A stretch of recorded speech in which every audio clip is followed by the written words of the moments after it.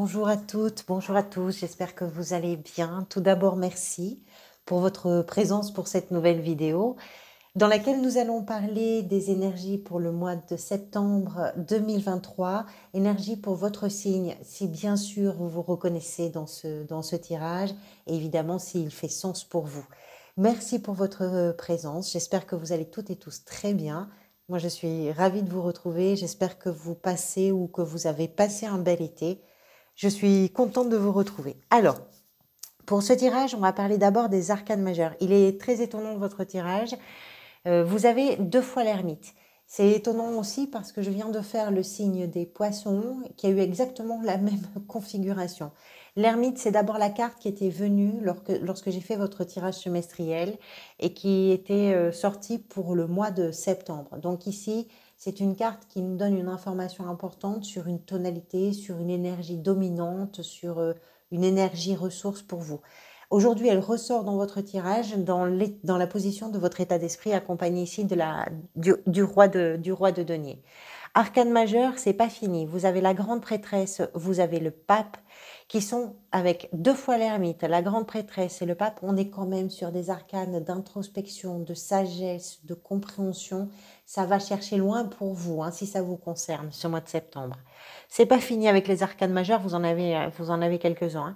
Vous avez le monde dans la sphère professionnelle, le magicien dans la sphère sentimentale et relationnelle, et vous avez la lune dans la position de ce qui est peut-être en train de se jouer pour vous durant ce mois.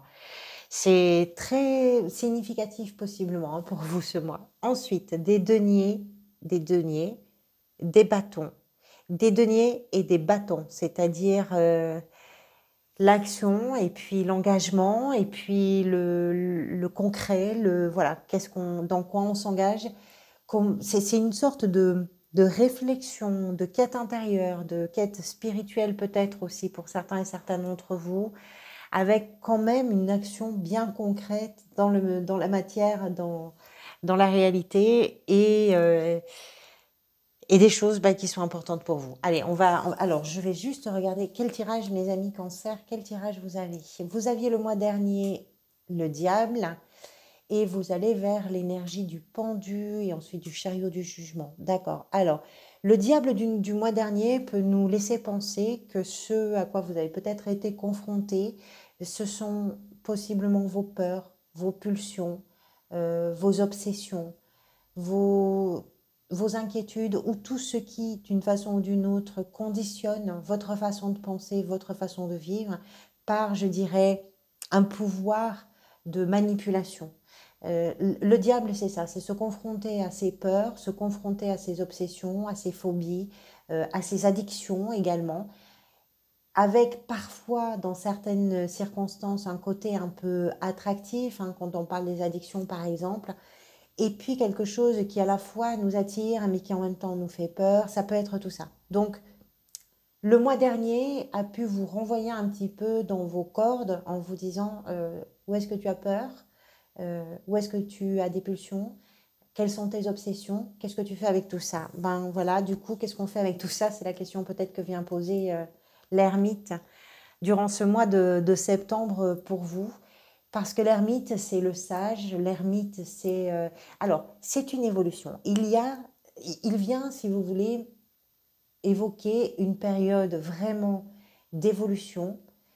Par contre, c'est comme si vous étiez dans une gestation qui prend son temps, qui est lente. Pourquoi c'est lent? Parce que c'est extrêmement profond. C'est une phase d'introspection.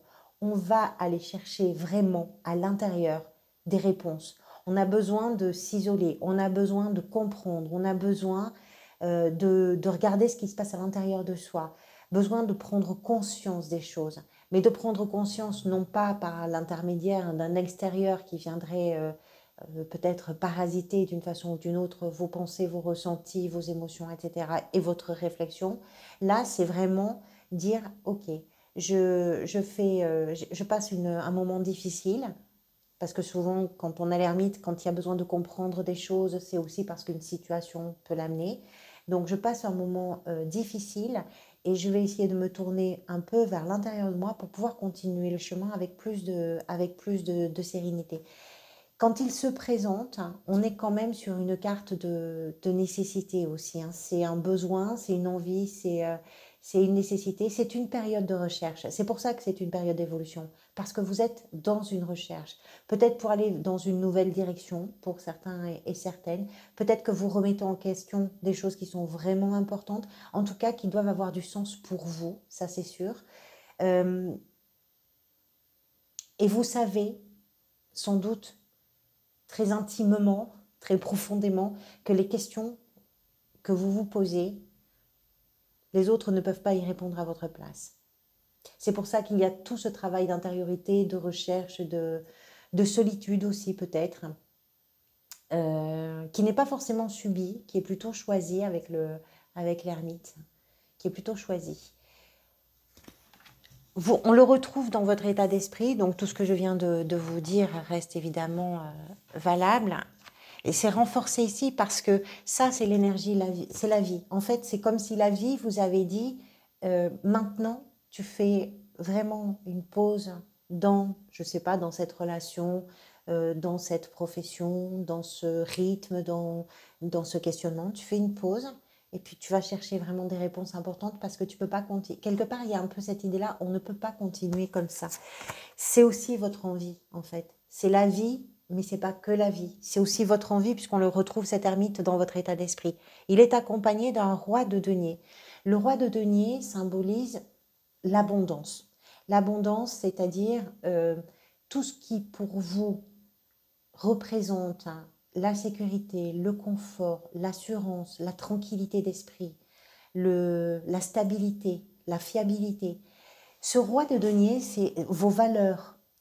Alors, il représente aussi un patriarche, c'est-à-dire que c'est un visionnaire. Alors peut-être que les questions que vous vous posez, il y a plusieurs pistes possibles.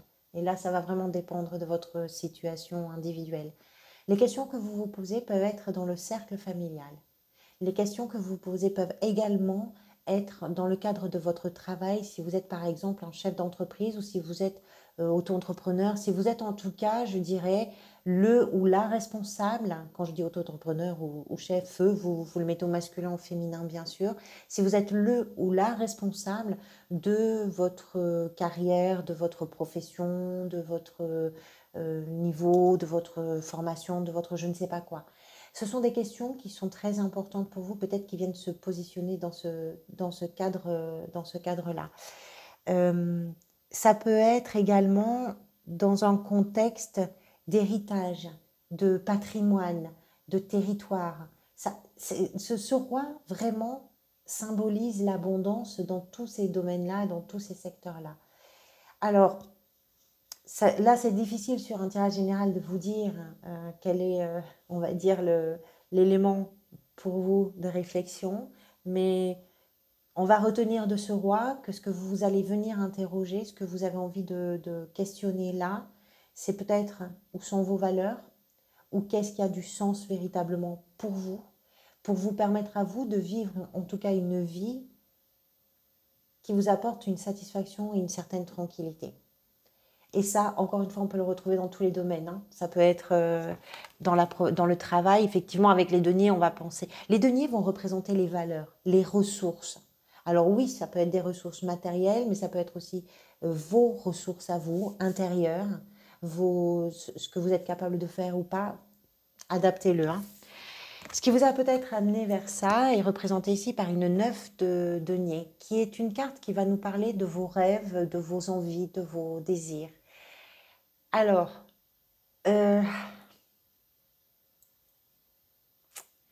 est-ce que vous vous êtes trouvé dans une situation dans laquelle il a été question pour vous de vous situer justement par rapport à vos envies et vos désirs les plus importants?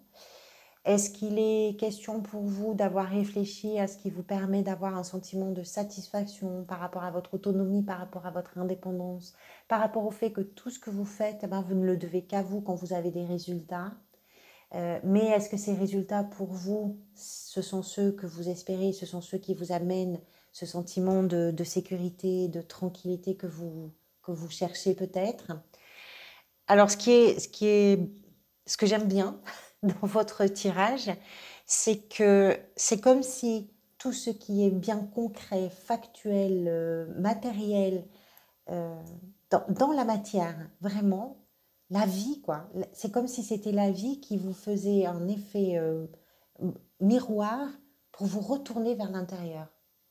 C'est comme si la vie vous mettait dans une situation où vous allez être poussé, où ça va déclencher en vous une envie justement de ne plus regarder l'extérieur. C'est assez particulier, je ne sais pas si j'arrive à bien me faire comprendre. Ce que vous voulez, on est vraiment dans l'introspection, la grande prêtresse. Alors, la grande prêtresse, comme l'ermite, comme le pape ici, ce sont des sages. On est en présence des grands sages du tarot. Ce que vous voulez, c'est que votre sagesse vous permette de comprendre les choses, vous permette de les révéler également, parce que la grande prêtresse a en plus cette faculté d'intuition, de compréhension, de connaissance, qui ne demande pas d'explication. Elle sait. Elle sait. C'est une gardienne de secrets. Elle sait. On n'a pas besoin de venir lui expliquer la vie à la grande prêtresse. On n'a pas besoin de lui montrer mathématiquement que telle chose et telle autre fonctionnent comme ça. Elle connaît l'essence même de la vie. Ce que vous voulez, c'est que ça se révèle à vous d'une façon ou d'une autre. Ce que vous voulez, vous, c'est révéler ça. C'est révéler ce qui, pour vous, presque intuitivement, avec votre sensibilité, arriver à mettre des mots peut-être, arriver à mettre des perspectives sur des choses qui sont enfouies, cachées et perceptibles finalement que par vous. Et vous avez envie que ces choses-là remontent à la surface, que ces choses-là montent dans votre conscience pour vous permettre peut-être aussi de les partager et de les offrir au monde dans lequel vous évoluez. Il y a chez vous une envie de révéler quelque chose. Peut-être parce que ça peut être libérateur, mais ça va chercher loin. Hein. Ça va chercher loin à l'intérieur, ça va chercher loin en profondeur. Ce qui pourrait peut-être venir vous aider dans ce tirage est représenté par le pape. Ça peut être votre foi, ça peut être votre spiritualité, ça peut être votre... Alors quand je dis la foi, ça peut être une foi religieuse ou pas. Hein, c'est croire en ce que l'on fait, croire en ses rêves, croire en ses envies, croire dans les relations que l'on entretient, que l'on a, etc. C'est votre foi. Ça peut être également ce qui peut venir vous aider comme énergie, votre façon de vous engager. Ça peut être quelqu'un qui vous permet de trouver le chemin. Vous cherchez un chemin apparemment. Donc ça peut être quelqu'un qui vous montre le chemin. Le pape peut être un guide lui aussi. Autant l'ermite, c'est vous êtes votre propre guide, mais le pape effectivement peut représenter une personne qui va être capable de partager avec vous ses connaissances, ses savoirs, ses expériences. Et dans ce partage-là, va vous permettre à vous de trouver un chemin et une évolution. Le pape nous explique également que ce qui peut venir vous aider, c'est de vous référer peut-être à un cadre un peu traditionnel dans lequel vous pouvez évoluer, soit dans un cadre professionnel, familial, religieux, j'en sais rien, marital, je ne sais pas. Quelque chose un peu traditionnel, puisqu'il représente aussi la tradition, il peut représenter effectivement un mariage, il peut représenter tout ça. Donc là, c'est tellement vaste sur une lecture générale que essayez de l'adapter à votre situation personnelle. Ce qui vient vous aider, en tout cas, c'est votre façon de vous engager, votre façon de partager, de recevoir, de donner, votre foi, ce en quoi vous croyez véritablement. Quand vous prenez le temps aussi de faire ce chemin-là introspectif. Votre défi est représenté ici par la 7 de bâton, qui est une carte de défensive. Alors, est-ce que dans tout ce chemin que vous êtes en train de faire, vous n'êtes pas un petit peu sur la défensive parce que ça vous met en difficulté ou que vous vous sentez peut-être fragilisé parce que vous avez l'impression que l'extérieur, quand vous êtes en train de chercher des réponses à l'intérieur de vous, Vous avez peut-être l'impression que l'extérieur a envie de jouer sa carte, peut-être pour vous donner une direction, une idée, une tangente ou j'en sais rien. Et du coup, vous avez le sentiment qu'il faut vous défendre ou vous protéger de quelque chose. C'est un défi, c'est-à-dire que peut-être que votre façon de voir n'est pas tout à fait juste et qu'il serait bien aussi dans votre questionnement de remettre un peu les choses à leur place pour comprendre que l'extérieur n'est pas forcément agressif. Parce que c'est vraiment une carte de défensive, la 7 de bâton. Alors oui, bien sûr, vous avez des valeurs à défendre ou à assumer ou à revendiquer. Oui, vous avez sans doute votre façon de voir qui est à défendre également, c'est sûr. Mais si vous avez cette carte en défi, c'est ne soyez peut-être pas autant sur la défensive. Dans la sphère professionnelle, c'est le monde qui nous explique que vous êtes peut-être en train d'arriver au terme de quelque chose, puisque le monde est une carte d'aboutissement, de réalisation, de concrétisation. Donc peut-être que le mois de septembre est un mois où vous terminez quelque chose dans la sphère professionnelle, où vous réussissez aussi quelque chose, puisque c'est une carte de réussite, voilà. C'est une carte complète. À partir du monde, on termine un chapitre, on finit quelque chose, on peut partir sur quelque chose de nouveau, mais on le finit bien. Il y a quelque chose qui est bien, qui est agréable à vivre. On comprend ici avec la 9 de denier que vous avez une forme d'autonomie, que vous avez une forme d'indépendance, que ce soit peut-être dans la recherche d'activité, que ce soit dans l'exercice de votre profession, dans votre gestion du quotidien. Vous êtes probablement quelqu'un de suffisamment indépendant et libre pour vous permettre d'accomplir des choses. Et puis peut-être aussi que le mois de septembre vient pour certains et certaines, comment dire, signifier la fin d'un contrat, la fin d'un cycle, la fin de quelque chose qui va vous permettre aussi d'entrer dans une autre période, avec peut-être un renouvellement de contrat ou peut-être, pourquoi pas, hein, c'est possible. On a des notions de réussite, d'aboutissement, de réalisation, de concrétisation, de victoire. C'est une carte très positive hein, dans la sphère professionnelle. Enfin, d'une façon générale, c'est une carte très positive et qui ouvre quelque chose de nouveau. Qui vient en tout cas clore un chapitre pour en ouvrir un autre, puisque c'est un chapitre qui se finit bien, vraiment bien. Dans la sphère sentimentale, relationnelle, donc ça peut être amoureux, amical, familial, social, le magicien, très jolie carte également, puisque le magicien nous parle de tous vos talents, de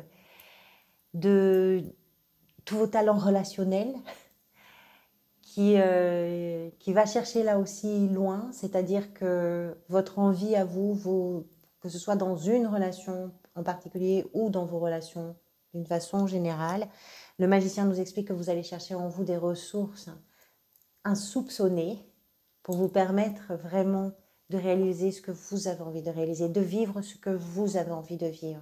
Pas sans les autres, hein, mais que vous êtes capable de déployer des trésors de malice, d'idées, d'audace. C'est magique un peu, hein, c'est un magicien. Alors oui, bah parfois on fait un peu semblant pour que ça mette un peu des paillettes dans les yeux, mais c'est toujours pour embellir quelque chose, pour réaliser quelque chose. Le magicien nous parle de votre envie de sincérité et d'engagement, encore une fois. Vous êtes prêt ou prête à tout. À tout. Ça vous fait pas peur. Si on vous dit que c'est pas possible, votre seule réponse, c'est bien sûr que c'est possible. On va peut-être pas le faire comme on l'avait imaginé, ou on va peut-être pas se le dire comme on aurait aimé. On va passer par un autre chemin, mais je t'assure que c'est absolument possible. Il y a un peu cette idée-là.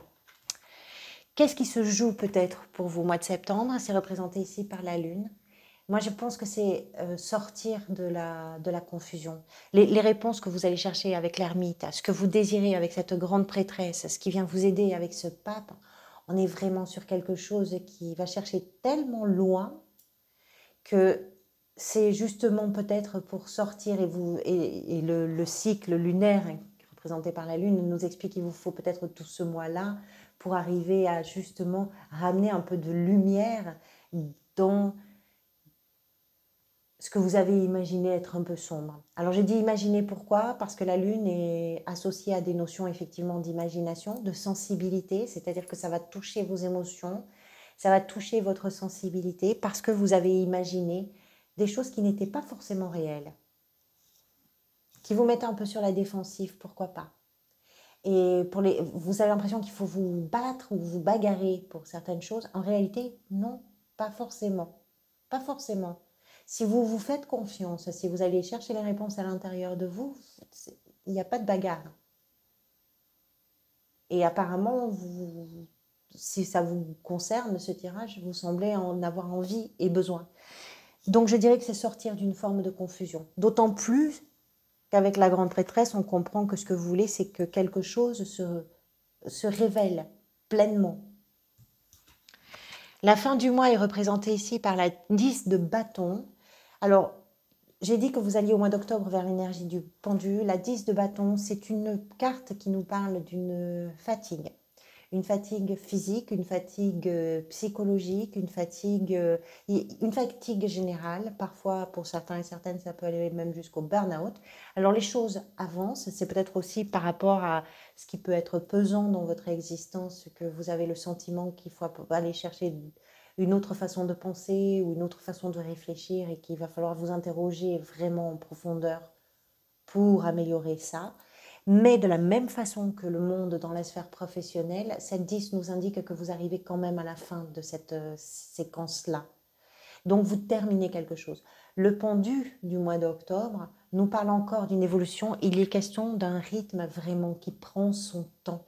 2 fois l'ermite, le pendu du mois d'octobre, il y a des choses qui vont se mettre en place petit à petit. Voilà, c'est un petit peu ça l'idée. Voilà pour vous, amis Cancer. Merci pour votre présence, votre bienveillance. Merci pour vos retours. Merci d'être plus de 5000.